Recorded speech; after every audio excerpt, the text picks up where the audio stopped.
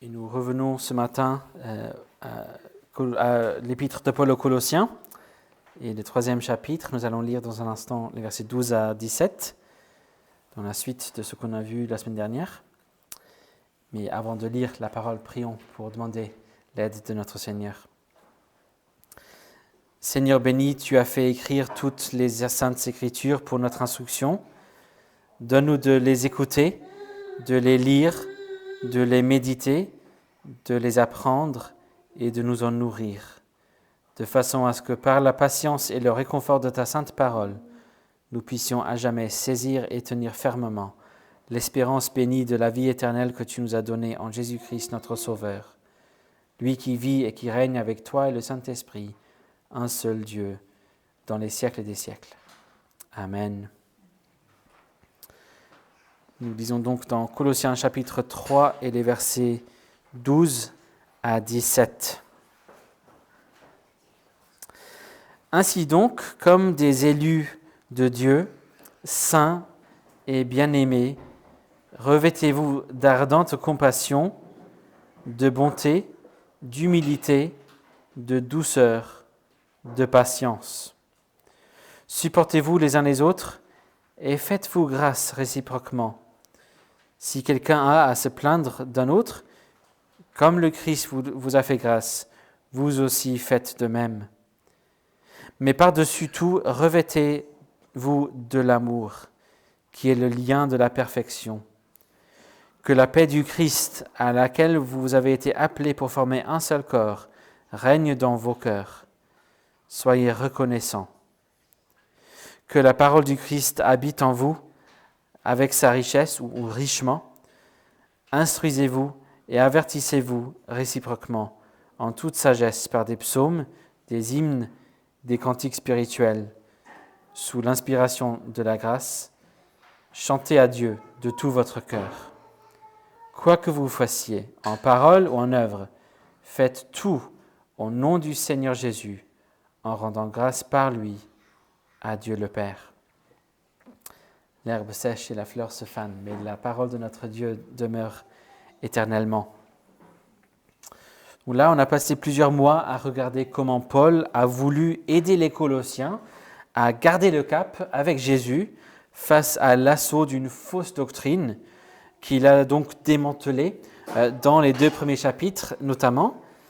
Il s'agissait d'un système de pensée qui voulait s'appuyer sur l'idée dans l'Évangile du temple ou du sanctuaire céleste et qui voulait suggérer que avoir Jésus c'est très bien pour tout cela, mais on peut vous proposer plus, une expérience plus pleine, plus profonde de ce temple céleste.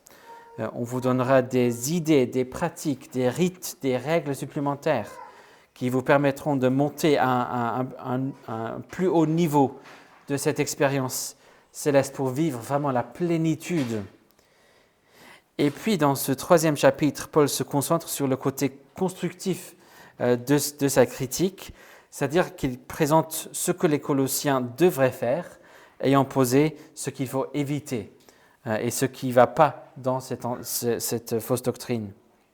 Et comme dans tous ses écrits, il a beaucoup souligné l'importance de notre union avec Jésus-Christ, notamment dans sa mort et sa résurrection. De sorte que le fait que nous sommes morts et ressuscités en Christ devient vraiment le fondement qui nous aide à discerner comment agir et réagir. La semaine dernière, on a vu que Paul a exhorté les Colossiens à vivre conformément à leur mort vis-à-vis des péchés de l'ancien monde, en les dépouillant, en les enlevant, puisqu'ils ont dépouillé le vieil homme et ils sont en train d'être renouvelés en Christ en vue d'un nouveau monde. Et on a noté que Paul, en parlant des vices à repousser, à enlever, et les vertus à adopter, il emploie assez souvent le langage de vêtements. Dépouiller, revêtir.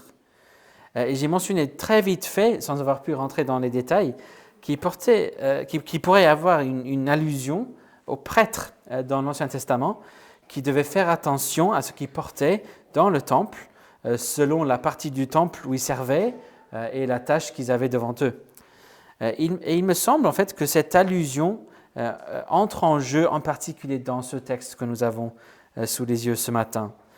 Dans les images et les métaphores privilégiées de Paul pour parler de l'Église dans ses écrits, on trouve l'idée du prêtre qui sert dans le temple, l'idée du temple même et l'idée du corps.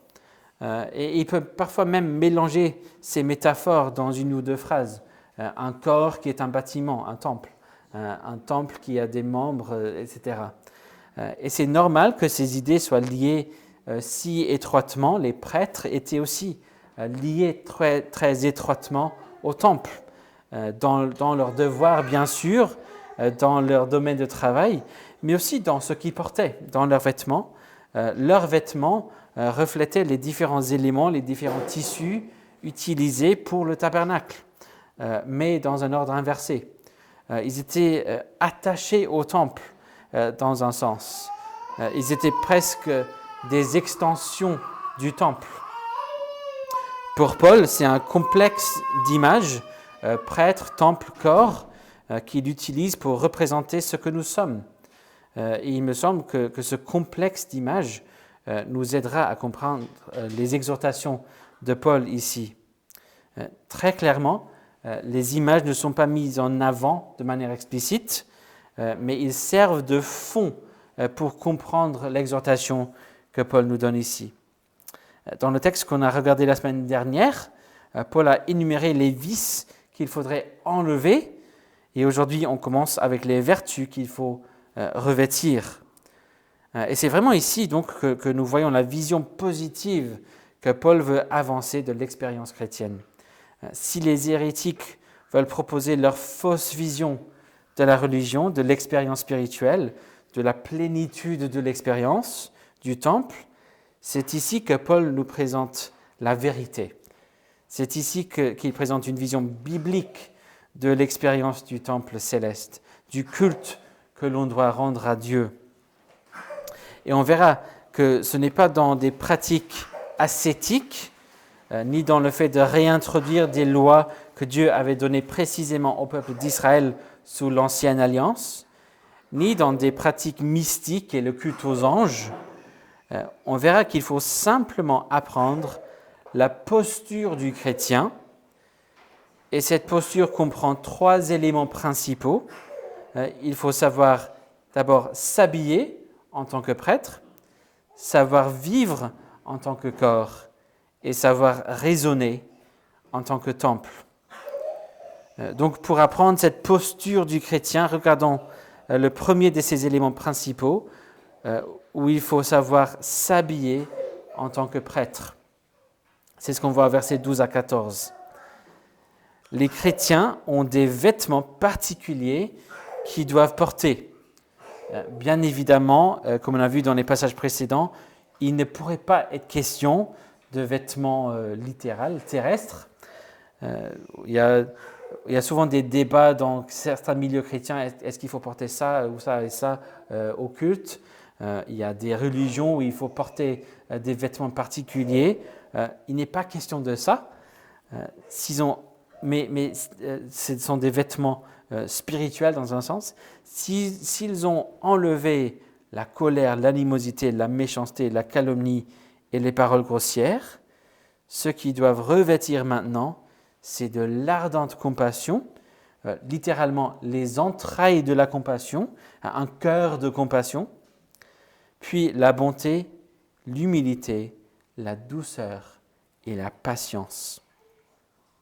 Et ces vertus vont surtout se manifester dans la façon dans laquelle ils se traitent les uns les autres.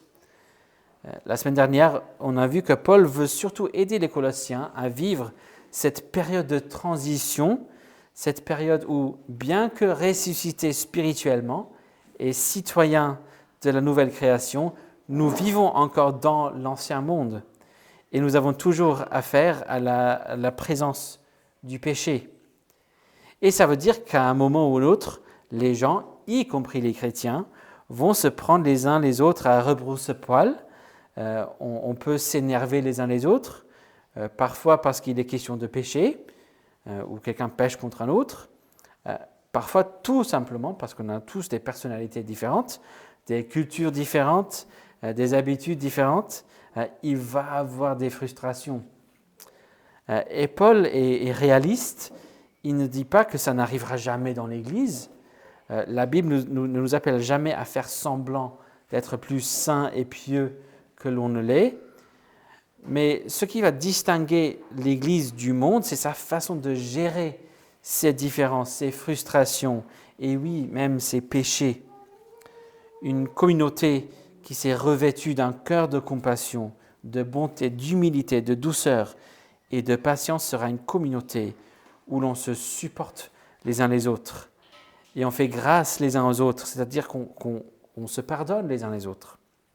En fait, le verset 13 est vraiment lié plus étroitement au verset 12 que l'on a dans la colombe. C'est littéralement « Revêtez-vous de ces 5 vertus en vous supportant les uns les autres, en faisant grâce, en pardonnant les uns les autres. » Et donc le fait de se soutenir mutuellement et de se pardonner mutuellement, le commentateur Bill dit que c'est l'atmosphère qui sature les 5 vertus du verset 12.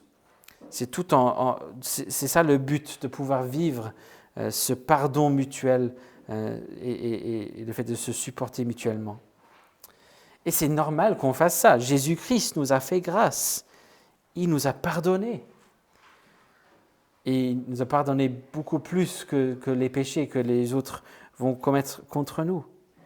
L'Église devrait donc être une communauté où l'on reconnaît qu'on va pécher, qu'on a péché les uns contre les autres, on demande pardon et on pardonne.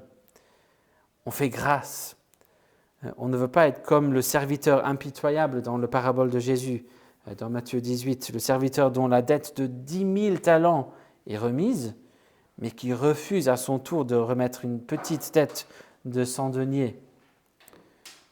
Donc on va revêtir ces vertus. Pourquoi ? Pour plusieurs raisons bien sûr, mais une notion que Paul mentionne, c'est le fait qu'ils sont les élus de Dieu, saints et bien-aimés. On a là des termes qui font écho à Deutéronome 7, versets 6 à 8, où Dieu dit « Car tu es un peuple saint pour l'Éternel ton Dieu. L'Éternel ton Dieu t'a choisi pour que tu sois un peuple qui lui appartienne en propre parmi tous les peuples qui sont à la surface de la terre.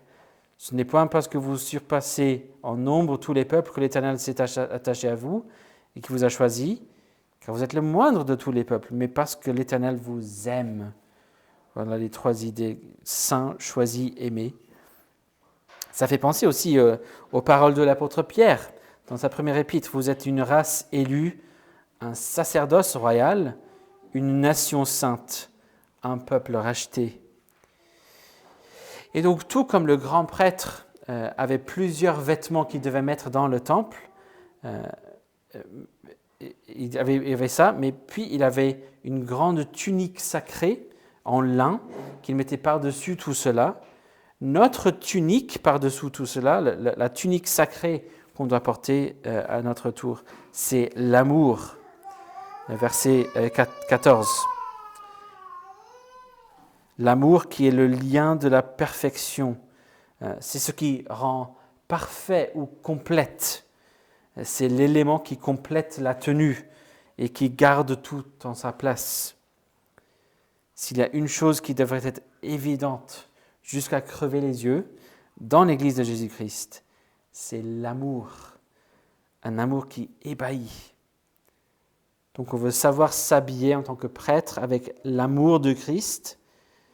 Deuxième élément principal de cette posture du chrétien dans le temple, c'est de savoir vivre en tant que corps. Verset 15. Là, l'image de fond est quand même un peu plus explicite. Si donc nous sommes un seul corps, comment vivre en tant que corps dans la paix de Christ ? Que la paix du Christ à laquelle vous avez été appelés pour former un seul corps règne dans vos cœurs. Verset 15. Si nous avons été appelés à former un seul corps, c'est justement pour que nous vivions en paix les uns avec les autres. Nous sommes un corps où les choses qui nous distinguent n'ont aucune importance, aucun rôle. La bonne nouvelle est pour tous et non pas uniquement pour l'ancienne nation d'Israël, comme c'était le cas sous l'Ancienne Alliance. Comme on a vu la semaine dernière au verset 11, il n'y a ni grec ni juif, ni circoncis ni incirconcis, ni barbare, ni scythe, ni esclave, ni libre, mais Christ est tout et en tous. Vivons donc en paix. Ce mot règne au verset 15, que la paix du Christ règne dans vos cœurs, ça porte la notion d'un arbitre. Laissez la paix de Christ arbitrer entre vous et régner dans vos cœurs. Cherchons non pas à gagner l'argument, à avoir raison, mais cherchons la paix. Christ a établi la paix entre nous, il a établi cette unité. Laissons donc cette paix régner, arbitrer entre nous et dans nos cœurs. Et si l'on vivait comme ça produirait forcément un peuple reconnaissant. Verset 15. L'opposé d'un peuple qui râle, c'est un peuple qui rend grâce. Un peuple reconnaissant. Un peuple qui cherche la paix en Christ, la paix établie par Christ avant tout, va préférer cette paix au fait d'avoir raison. Et il sera reconnaissant lorsque la paix s'établit et se rétablit. Donc il faut savoir s'habiller en tant que prêtre avec l'amour de Christ. Il faut savoir vivre en tant que corps avec la paix de Christ. Et le troisième élément principal, il faut savoir raisonner en tant que temple. Raisonner en tant que temple. Et encore, l'image que j'évoque, l'image du temple, n'est pas explicite, mais on a affaire ici avec des aspects plus explicitement cultuels, clairement. Mais aussi, on a aussi la notion au verset 17 du mot « habiter ». Notion qu'on a croisée 2 fois déjà, au verset 19 du premier chapitre et le 9e verset du 2e chapitre, où Paul parle de Jésus ressuscité en tant que temple rempli de la plénitude de Dieu, c'est-à-dire rempli de l'Esprit. Et tout comme Christ est comme un temple rempli de l'Esprit, si l'Église veut vivre cette réalité, ce qu'elle doit faire, c'est ne pas suivre toutes les pratiques et les règles, mais d'être remplie de la parole de Christ. Il faut que la parole de Christ résonne dans l'Église, dans ce temple, dans ce bâtiment que nous sommes. La parole de Christ doit habiter en nous en tant que temple.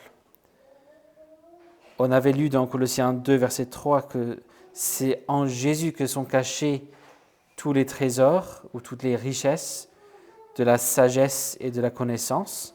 Donc ce commandement fait écho à cette idée et l'applique dans la vie de l'Église. L'Église doit raisonner richement de la parole de Dieu.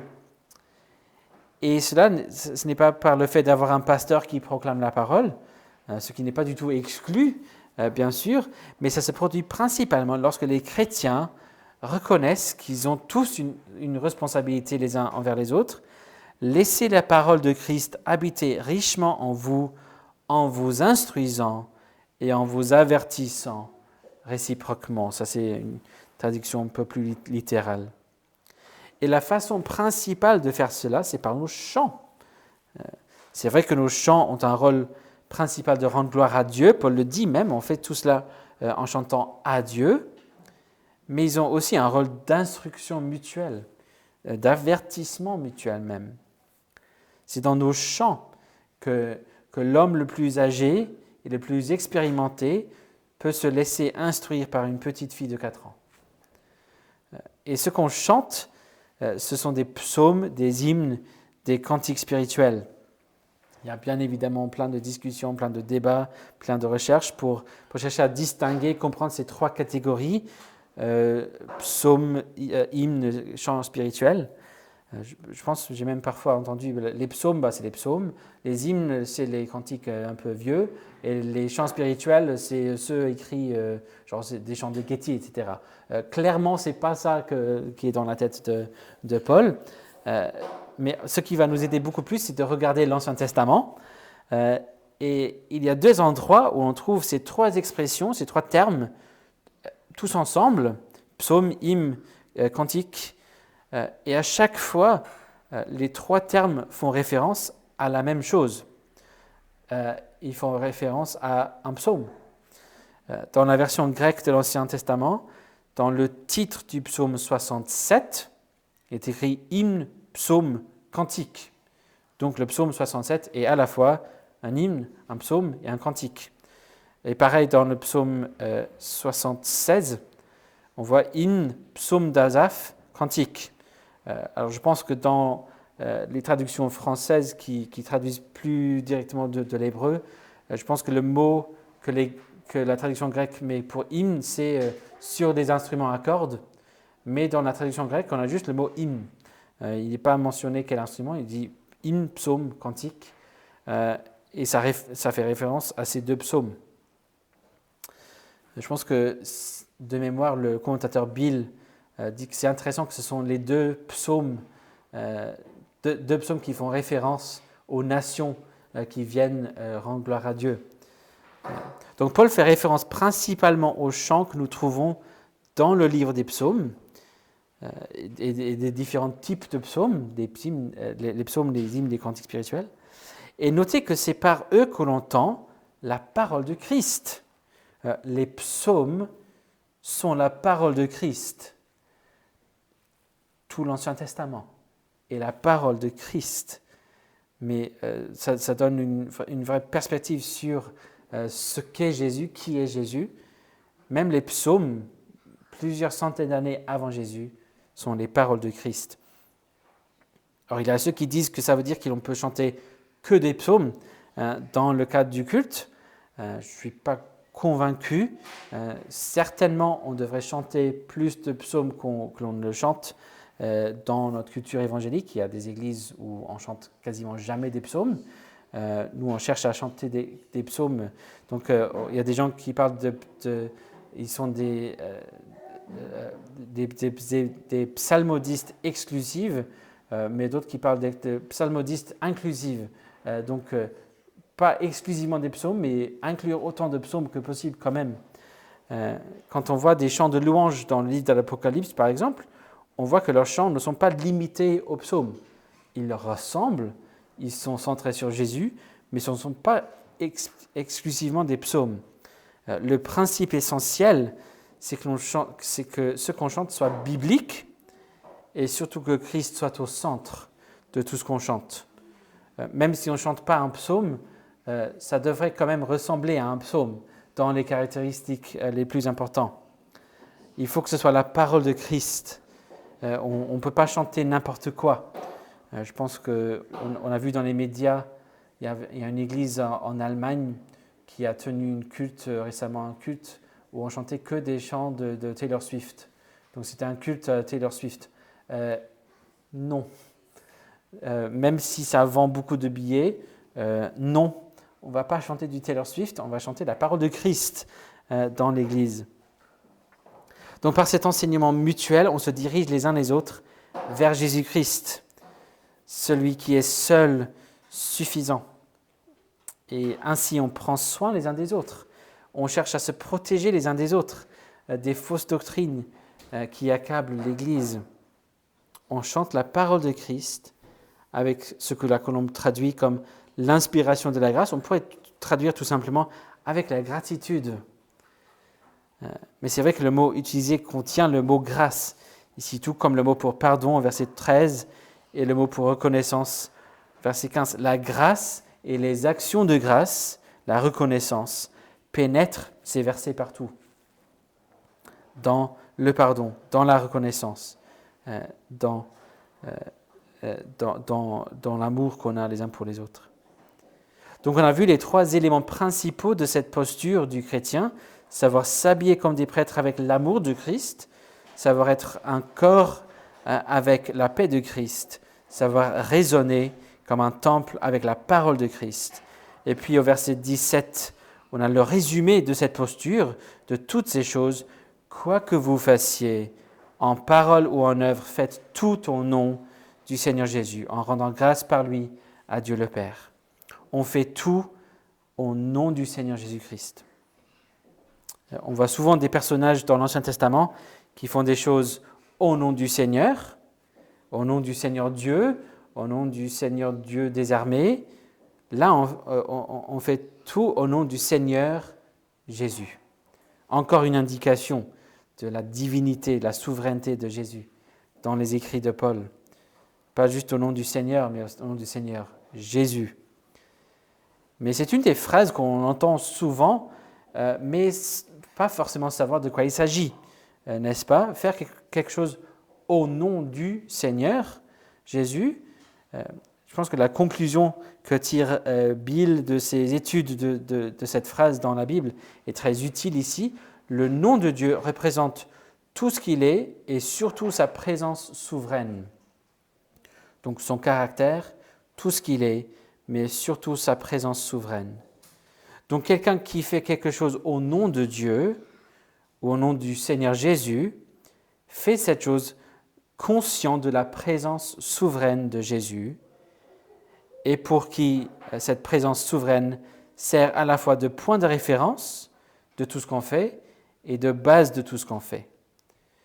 Donc on le fait dans la présence souveraine de Jésus, avec cette présence souveraine et le caractère de Jésus comme la base de ce qu'on fait et comme point de référence de tout ce qu'on fait. Bill conclut donc, je cite, « Ainsi les chrétiens doivent considérer comment leurs actions doivent être influencées par la présence souveraine et le caractère de Christ, et ils doivent discerner comment, en tant que base de leur comportement, cela doit affecter comment ils agissent. » Fin de citation.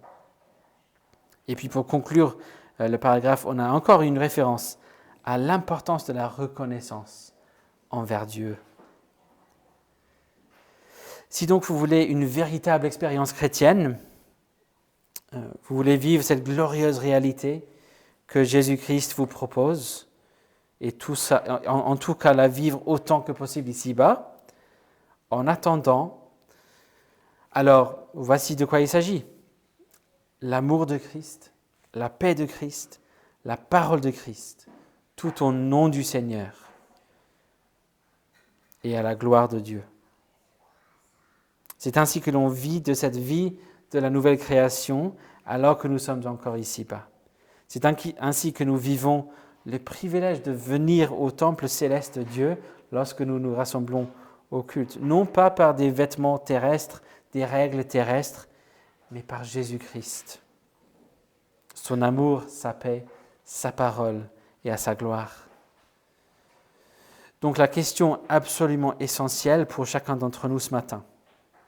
Êtes-vous prêts? Êtes-vous prêts? Prêts non seulement à enlever la colère, l'animosité, la méchanceté, la calomnie, les paroles grossières, mais aussi à vous revêtir de l'amour de Christ, un cœur de compassion, la bonté, l'humilité, la douceur, la patience. Prêts à supporter et à pardonner tous vos frères et sœurs en Christ, ce qui comprend tous vos frères et sœurs qui sont là déjà, mais aussi ceux qui sont encore à venir. Et cela sans savoir comment ils vont nous embêter et nous offenser.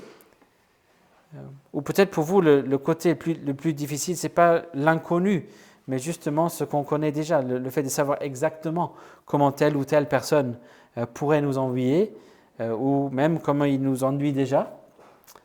Êtes-vous prêt à le traiter avec une compassion, mais pas juste une compassion superficielle, mais une compassion qui vient des tripes, compassion du cœur, la bonté, la patience, bref, l'amour de Jésus-Christ lui-même. Vous vous dites peut-être, c'est dur, mais rappelez-vous de tout ce que Paul dit avant cela. Si vous croyez en Jésus-Christ, vous êtes donc unis à lui et vous êtes morts. Vous êtes morts à tous les péchés. Et plus que ça, vous êtes ressuscités. Vous avez la vie de Jésus, l'Esprit de Jésus qui vit en vous et qui peut vous donner tout ce qu'il vous faut. Peut-être vous êtes encore quelques pas derrière tout ça. Vous n'avez pas encore pris le pas de tout miser sur Jésus-Christ par la foi, de dépendre de lui entièrement et exclusivement pour le salut qu'il vous offre. Vous dépendez encore d'autres choses, que ce soit votre propre effort, une autre religion, un autre système, ou tout simplement vous ne vous êtes jamais posé la question. Mais voici devant vous deux possibilités.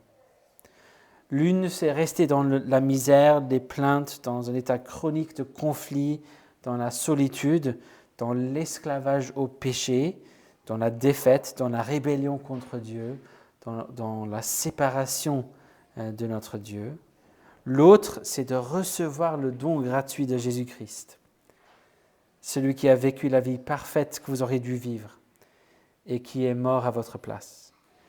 Celui en qui, si vous êtes unis à lui simplement par la foi, il pardonne, il donne une vie nouvelle avec son amour et sa paix et sa parole. Il vous remplit de grâce et de gratitude. Voici la véritable expérience du sanctuaire de Dieu. Elle ne se trouve pas dans des pratiques où l'on fait mal à nos propres corps, mais dans la mort de Jésus pour nous et la mise à mort des péchés. Non pas dans les règles terrestres sur ce qu'on doit porter et manger et boire, mais dans l'aspiration céleste et la connaissance que notre vie est cachée avec Christ auprès de Dieu en attendant le dévoilement à la fin. Non pas dans la division et la comparaison les uns avec les autres, mais dans l'unité de l'amour et de la paix. Dans un culte qui rend gloire à Dieu et qui lui rend grâce et qui ne met jamais l'accent sur ma supériorité ou mon infériorité ou mon avancée par rapport à d'autres. Qu'il plaise donc au Seigneur de nous aider par son Esprit à faire tout ce que nous faisons en son nom à lui et à la gloire éternelle de son Père. Amen. Prions. Notre Père, nous te remercions pour Jésus-Christ, pour son amour, pour sa paix, pour sa parole. Nous prions que tu nous aides à vivre ces réalités en tant qu'Église et à partager ces réalités avec nos prochains pour que tu sois glorifié dans cette ville et dans cette Église et que tu nous aides à nous pardonner les uns les autres, à nous supporter les uns les autres et à nous aimer les uns les autres de plus en plus à ta gloire. Au nom de Jésus. Amen.